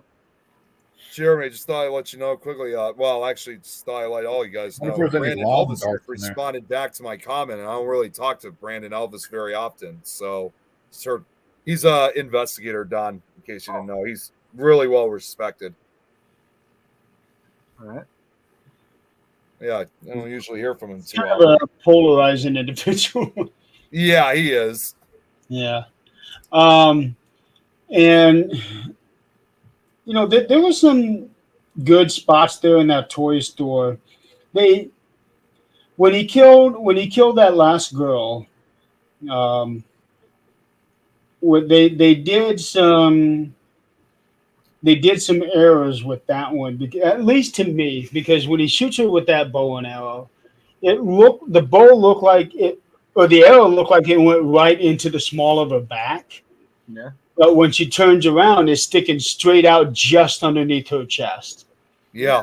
The arrow looked like it was going down, so it should have come down out right around the waist, but it was coming up out right underneath the sternum.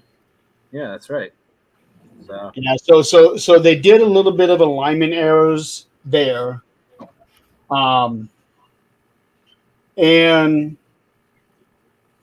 granted that this guy had a good build to him, but I'm not so sure that he would have been strong enough to have hung the guy himself. probably With one hand and then wrap him with the Christmas lights. Yeah.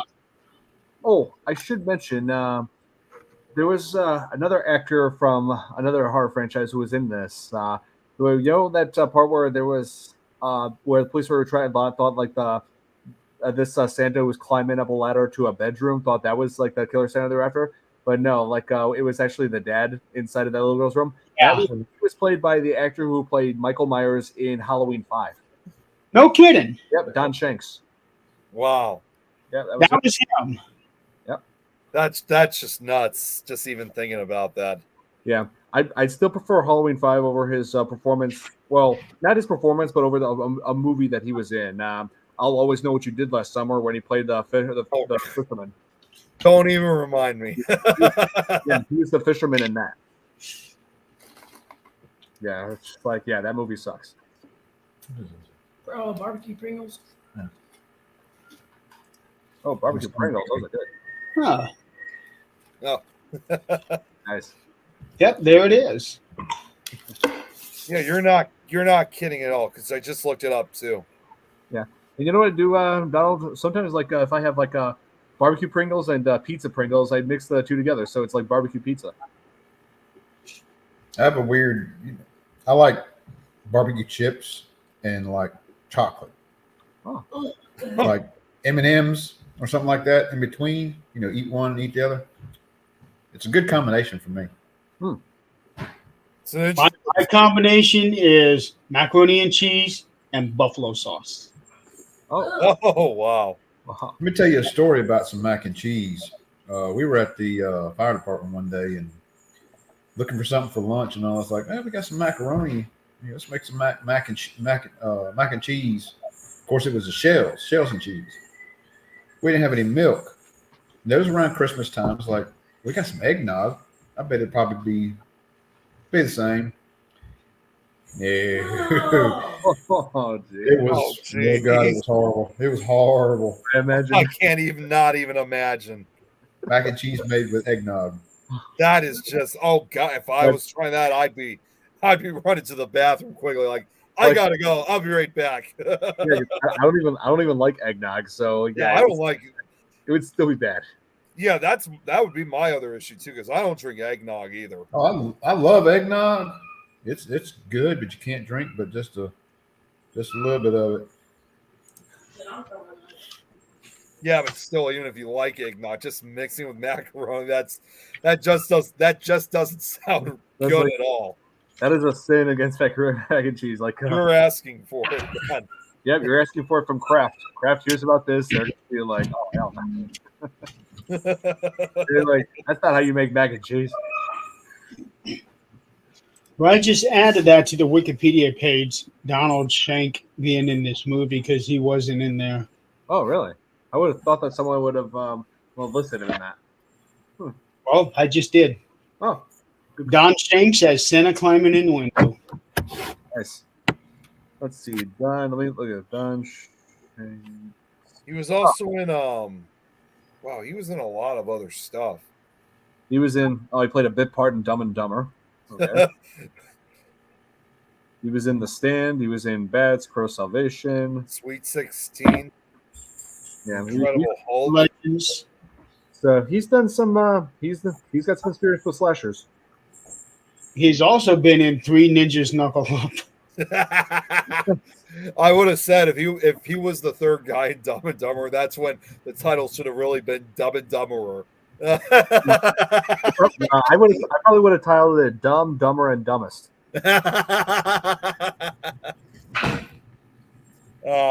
See what else? Yeah, he was. Doesn't look like he's done anything recent though. Yeah. Okay. Speaking of that, did you guys hear about the horror parody of Dumb and Dumber? Oh no! Oh no! No, there really is a parody of that movie now. And Dahmer. Oh no! No! I cannot. So wait, what? They actually. When did this come out? It came out. When did it come out? Hold on, let me look this up. Dumb and Dumber or Dahmer.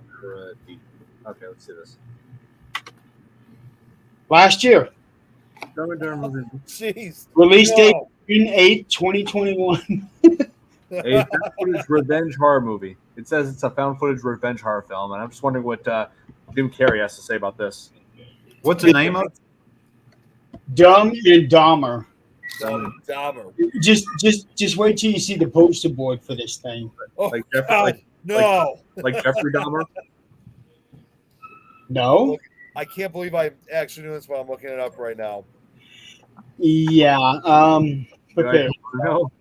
Dumb and Dumber. And yeah, you're right. It did come out last year. As far as the poster. What? No. No. What is I it? can't believe. No. Oh, God. I don't even know how to say it, but that is bad. That's really bad. So, Jim Carrey actually wanted it to be a horror film. This is unlike. I don't know. Oh man. He actually, with some of the things that Jim Carrey had been in, he might be able to appreciate that they did something like this. I gotta go get my But iPad. at the same time, I can see him being offended by something like this. I can't imagine. Yeah. Yeah, but with him and the kind of movies that he had done in the past, I can see it either way for him. Yeah, I'm just trying to look up for that see what it got on. What did you say it was already released? Last year. It was released a year and a half ago, and it was given a 4.5 out of 10 rating on IMDb. Oh, here, Dumb and Dumber. Sorry, Misty Lovins. Yeah. Everything's got to be a horror film now. And like we've just had, the Grinch being adapted to a horror film. The mean one. And don't forget, too bad Greg's not on this, Jeremy. Too bad. And that's the same thing with that Winnie the Pooh movie. I did a trailer. I did a reaction to the trailer for that movie, Blood and Honey. I did a reaction to it already. So it looks. Come back, Jill. Jill's back. Okay. So is Liam. Yeah, she's been quiet for 20 minutes. She's probably cooking. Yeah. She always does. Well, it is only 6:30 there. Yeah.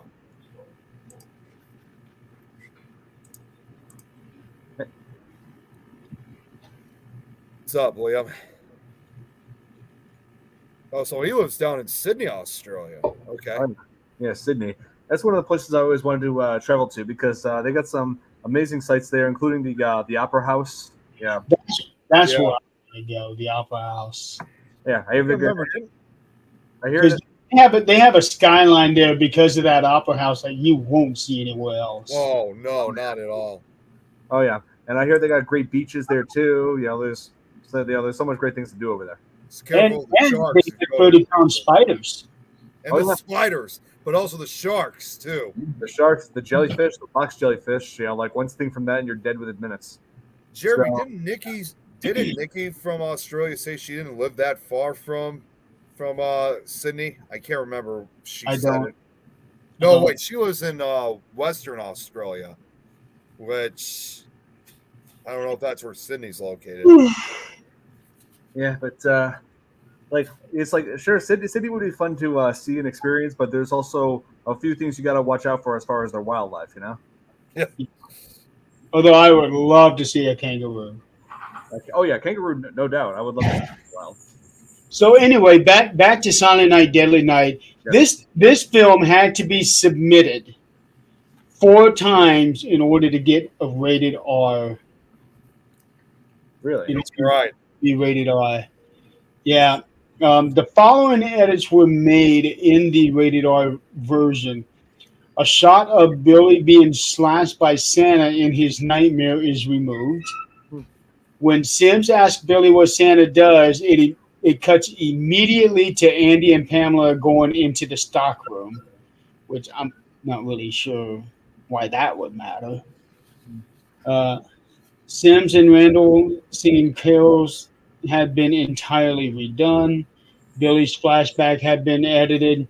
Footage of Billy killing Pamela is edited. Now, Pamela, was that the girlfriend? Yeah, in the store, yes. Yeah. And, Yeah. Liam? Oh, and Liam, I haven't been to Australia yet, but I would love to travel there one day. I don't think any of us have. Yeah, but, it's great. The impalement scene is shortened. Oh, I figured that scene would have been shortened up. Oh, yeah. But shortened from what? They pretty much showed the entire thing. Exactly. Yeah. The I'd say that. expectation scene was shortened. That one did seem kind of rushed.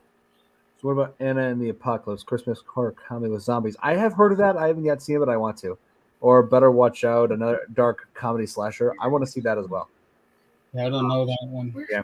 So I pretty much got Horror comedy with zombie Christmas? Oh, boy. Yeah. Wait, what? I can see it now. Zombies running around wearing ugly sweaters. Oh, God. As if they weren't already ugly enough. Yeah, the ugly sweater apocalypse.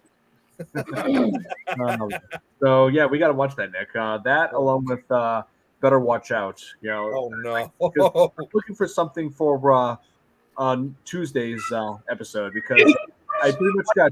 Is it the children are killers or the killers are going after children? I don't know, but yeah, I'm trying to figure out what to do for Tuesday's episode because I got not Thursday, next Friday's figured out. We're gonna do Black Christmas right before Christmas Eve. Yep. Yeah, And, I don't know. That's up to you. Kids are killers. Okay. What So- were you gonna say? We had mentioned that this movie was the first time that a guy in a Santa suit was the killer. That is actually incorrect. Where is it at? Here it is. I come across a movie called Christmas Evil. Yeah, I heard of that one. And this one here was released in 1980, and it was originally titled You Better Watch Out, and also known as Terror in Toyland. The plot follows a deranged man obsessed with Santa Claus who eventually goes on a murderous rampage dressed in a Santa Claus suit. Oh Jesus! It sounds almost like a complete ripoff, almost though. Seems like it. Possibly. It says first came Halloween, then came Friday 13th, not Friday the 13th, Friday 13th. Friday And 13th. now, this Christmas, you better believe in Santa Claus or he'll slay you. Okay. Well, first off, they got the title wrong for Friday the 13th. It's not Friday 13th, it's the 13th. That's why I Secondly, waited that part. yeah, and secondly, they're trying to make this almost sound like this is like the very first Christmas film, but obviously it's not. Nope. Well, Christmas horror movie that involved a murderous Santa. Yeah. Oh yeah. Now, with that, there is one movie that I would love to see made, and that would be the theatrical version of the Weird Al Yankovic song, The Night Santa Went Crazy. I'd love to see the movie. Oh my God. Can you even I cannot even imagine right now. Well, the line takes a big bite and he tastes like chicken when he's talking about one of the reindeers. That line alone is enough for me to want to see this movie. I don't know if I want to see it though. That's the problem. I don't know. That Weird Al song, I'm a big fan of Weird Al. I've seen him in concert twice. Nice. And We went to the first time was in Dallas with a buddy of mine who's passed on now. Not Dole, another. No. But we're sitting there, listening to it, and he played. It was like, middle summer. He said, so many months before Christmas, it's time for a Christmas song. So he starts playing that, and it's like, all right, it's gonna be, good. He gets about through the first verse and all, and we see this mother and a little bitty kid, looked like he's about 5 years old, walking out of the venue there. It's like, wow. couldn't deal with the Santa Claus going nuts and killing everybody. Man. But you know that at the end of that song, there's a set of there's a different ending to the lyrics. Yep. There's the album version and the gory version. Yeah. Correct. And I think probably like one of the craziest idea for a Christmas horror film. I'm surprised that they didn't actually make one of this at this point. Is Grandma got run over by a reindeer? Where Grandma gets run over by a reindeer and then comes back as a zombie or a revenant and goes on a killing spree.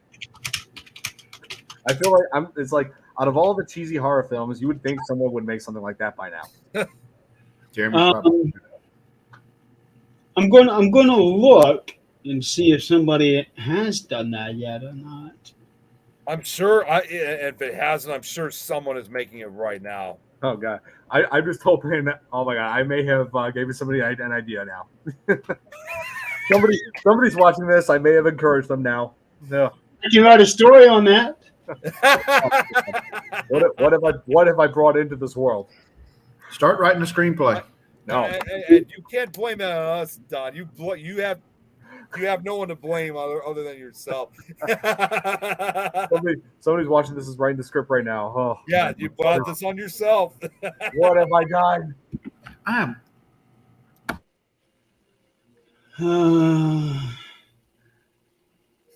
So far, that has not happened yet. Oh, it may. It hasn't happened. It may now. I may have caused it. Actually, when you think about it, it would make for a compelling story. If perhaps it may play off as like a silly, hard to take seriously horror film, like a laughable kind of one, if done right. Yeah, but it'd be hard to pull something like that off. Right. You never know. I wouldn't mind seeing one made off of Christmas at Ground Zero. Oh yeah. That's an idea. Yeah. Yeah, I mean, if they can make a movie about a killer snowman, I guess anything's possible. Oh no! He has gone insane. I should mention, guys, the only scary snowman that I find entertaining is Freaky the Scary Snowman. You know who that is? Never heard of him. Okay, here. Let me pull something up. I'm going to play something for you guys here. All right. Nick, you probably know who this is. I may have shown you a video or two before. Hold on. Freaky the... Oh, yeah, here. This started off as like a viral video series like back in like 10 years ago. But let me see if I can pull up. Let's see, 2000. Yeah, let's go back to 2012. That's when he had some of the better scares. So the idea of Freaky the Scary Snowman is there was this guy who decided to do this little public stunt where he dresses up. He puts like on this costume that he made of a snowman, like a plaster, and like people think it's like probably like a decoration or a statue or something. But then he turns it like it faces somebody, like jolts quickly, and then they just freak out. Here, let's pull it up for you guys. Hang on. Of course, there's stupid ads. I should get YouTube. Yeah. I should get YouTube Premium again. Anyway, let me see if I can play this. Hang on. You should be able to if it's like from YouTube. While he's doing that, this list came out almost 2 weeks ago. It's called 25 of the best Christmas horror movies, and Silent Night, Deadly Night Part 2 is number 25. Wow. Okay, here it is. Here, I found it. Okay, yeah, I know this video. This is Holly. Holly comes. Oh, Holly, I thought you said. Oh no, someone's in there.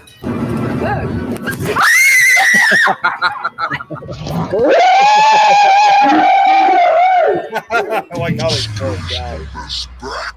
Come here. Yeah, that's what this guy does. He that's what he's been doing this for like over a decade now. Just dressing up as Freaky the Scary Snowman, and just like whenever people just walk by, he just like turns and then scares the hell out of them. You know, I have been seeing all kinds of videos on TikTok where people are doing stuff like that or dress as Shrub, and they go out. One of these people is going to get shot. Well, oh yeah. I got it. Do you mind if I show a clip now? Well, yeah. Wait a second. Wait a minute. Well, something actually did happen. He did scare one guy, and he just like punched him, knocked him down. Oh man, Ginger Dead Man, 23rd best Christmas horror movie, and it shows a picture of him. He looks bad. That's because it is bad. Yeah. Okay, what were you gonna show, Nick? Well, I actually got a clip of Don. You probably this clip. It's not necessarily Christmas related, but this shows an idea of what happens when you do a scare prank like that and how it goes wrong. But it's still funny with the results. Oh, you got to be kidding me! What's the matter? Number 20, Jack Frost 2, Revenge of the Mutant Killer 3. Oh no! Oh Jesus! Night, Deadly Night is 17. There's one called Elves at number 22. What? Yeah. Oh God! There's another one called Santa Claus at 24. I remember not seeing the movie, but I remember seeing the. Are you guys going to do Santa's Sleigh with Bill Goldberg? I'm considering it. I just gotta. I gotta see that movie because I only saw bits and pieces of it, but I want to see like. Okay. Would you? I'll be on for that one too because I love that movie. I was gonna say that might be a movie both Donald used to be because it has Bill Goldberg and you guys are gonna be talking about wrestling soon in a couple weeks. So yeah. I need to pull that up and watch that. That'll be fitting for that, and also because we focused on a movie about a killer dressed up as Santa, but in Santa's Sleigh, it's supposed to be like actually the real Santa. The real Santa. Yeah. So really quick, I'm just gonna show that clip about like what happens when you do a scare prank and it goes wrong. So watch this. I think it's funny. Hey, we got 4 tabs open now. Watch this. Oh wait, hang on. Sorry, the damn internet. See, it's just like what I was dealing with before, Don. The internet's been kind of going slow. Let's try it one more time. Okay.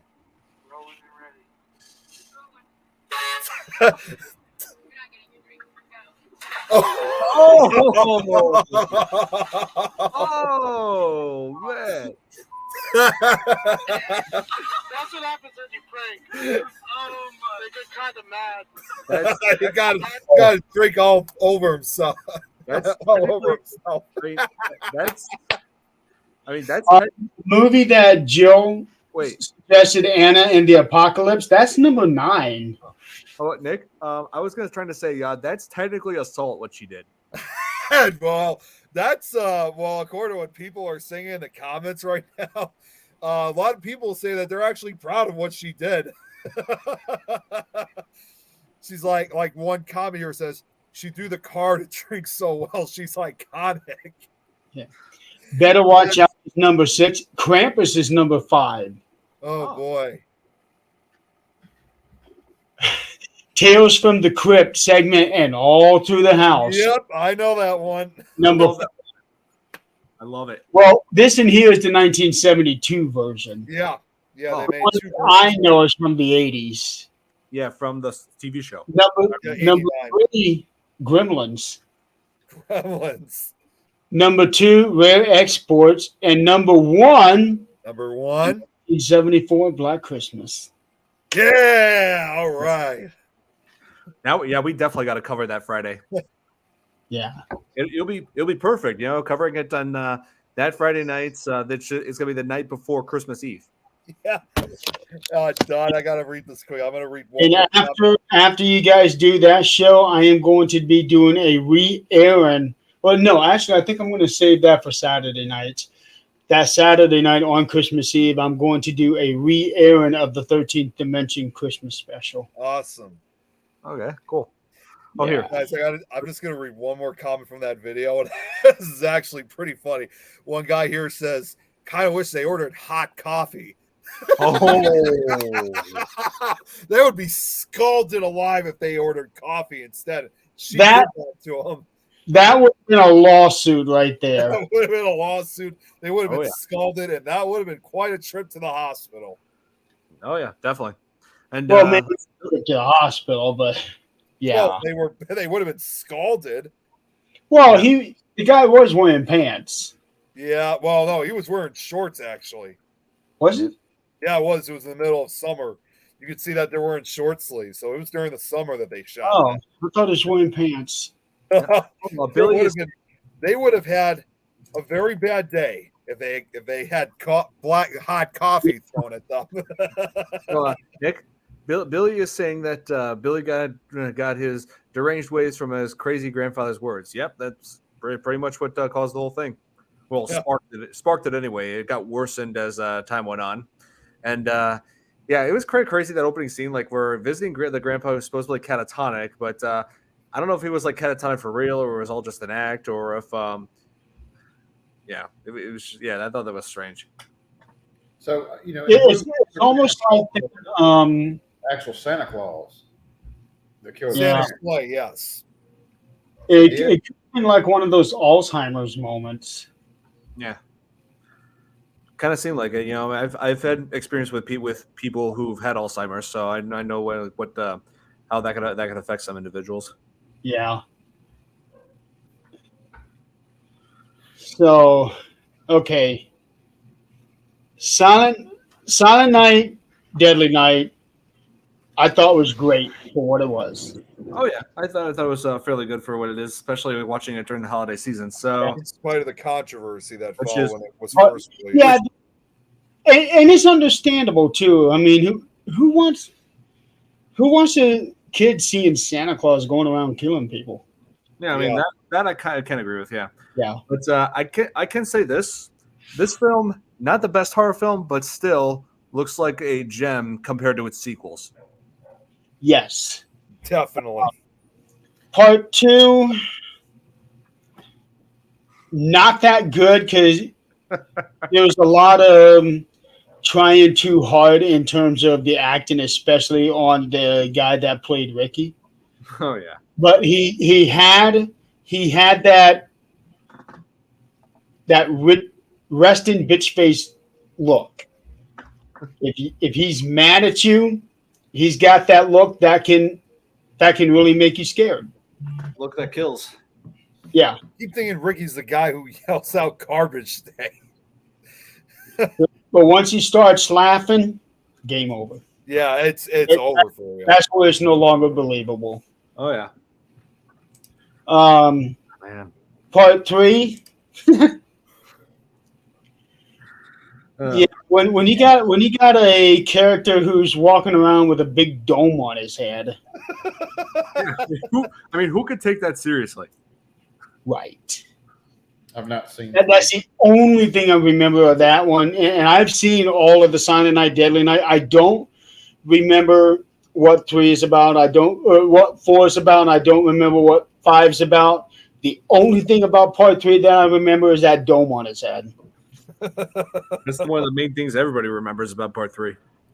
I never saw part 3, so Oh. nah, Not too the Christmas themed. but I like Fargo. Oh, yeah, Fargo is good. I mean, more than good. It's amazing. I've never seen it. You should. It's one of Cohen's finest. Coen brothers always do great work with their films. Oh yeah, totally. I love No Country for Old Men. That's a great one. Yeah. Yeah, but Now, the Silent Night, the remake,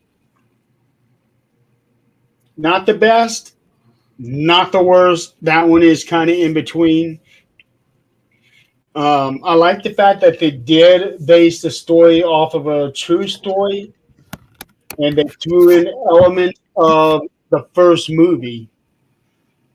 But I would dare say that shouldn't even be considered part of the Silent Night, Deadly Night franchise, aside from those 2 scenes that they took from the first movie. Beyond that, there's nothing else that really ties it in with the series. Okay. okay, yeah. What is sorry, I just want to say, what is Jill saying? Must see Jeremy, please. Oh, see Fargo. Must see Fargo. Fargo. Yeah, probably Fargo.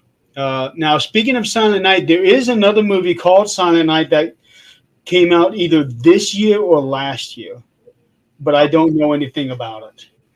I'll have to look into it. So, yeah, to wrap all this up, Silent Night, Deadly Nights is one of the was a pretty unique slasher for what it is, like that from back in the 80s. It's did well for what the limited budget it had some good performances, and goes down in history for like being like controversial when it was released, but still a fairly good decent slasher to watch. So yeah, I have seen better Christmas movies, but I have also seen much worse. Yeah. If you want to see a really, really, really, really, really bad one, One Hell of a Christmas. One Hell of a Christmas. I remember hearing about But that. I warned you, it is terrible. I'm sure it is. Good man. Yeah. You've actually seen it? Yes. It can't be worse than Ginger Dead Man. Oh my god. Yeah. What was that, Donald? It can't be any worse than Ginger Dead Man. So I guess we're gonna have to end it here because I got to get up early. And so yeah, thank you, Jeremy, and thank you, Donald, for joining us on this. I've had a great time like chatting up with you guys on this. A lot of fun. Oh yeah. And also, even though she's left a while back, thanks also to Adrian for coming on for a few minutes as well. Yeah. Yes, thank you, Adrian, for joining us on this. And thank you to everybody in the chat that's been playing along with the new ones that I don't recognize. Yeah. Oh yeah, one of them. Oh yeah, one of the new ones. Liam. Yeah, he's one of my. Yeah, he's one of my subscribers. Yeah, it's been a while since I've heard from him, but yeah, I'm glad to see him on here as well. So, yeah, thank you everybody for watching, and enjoy your holidays. And we'll be back on Tuesday, and maybe we'll talk about Santa's sleigh. You know what? Actually, yeah, let's go with that. Santa's sleigh. We're gonna next one. That what you want to do, Santa's sleigh? Yes. I was gonna say, you know what that means. Then Jeremy would have to come back on that one too, and possibly. Right. If you guys decide to do that one, I'll definitely be on it because I love that one too. Yeah. I'm gonna go ahead and end this on TikTok. I was gonna say that's almost like kind of like a pilot episode for both of you guys, Jeremy and Donald, because since you guys are gonna be talking about wrestling, and since we're gonna be talking about a movie that features a wrestler, it's like a pilot almost. Well, that's really all. The only connection it is that it stars a wrestler. That's about it. Oh man. Oh, Don, we could do a show of wrestlers in movies. Yeah. Yeah. So that's something we'll have to think about. Yeah. Up to, I mean, Jeremy. I mean, it's up to you too, Donald. If you want to, that is, if you've seen it, it's up to you. I'll have to put it on my list between now and Tuesday. Yeah. So it'd be Tuesday at 8:30 p.m. Central Time. Yeah. He's in the same time zone as us. Donald. Oh, that's right. Yeah. Yes. I mean, he was in Mississippi. The oddball for you guys. What's that? I'm the only oddball of the four of us. Well, at one point you weren't, because Adrian was an hour behind us. True. Yeah. True. But she doesn't come on here regularly. In fact, no. I think that might have been the only time she has been on this show. First time. Yeah. Definitely. Yeah. All right. So hope you guys enjoyed this episode of Fear Fans. Please join us again on Tuesday evening when we go over Santa's sleigh. Until then, hey, Merry Christmas and Happy Holidays, everybody. Good night. Take care. Have a good night.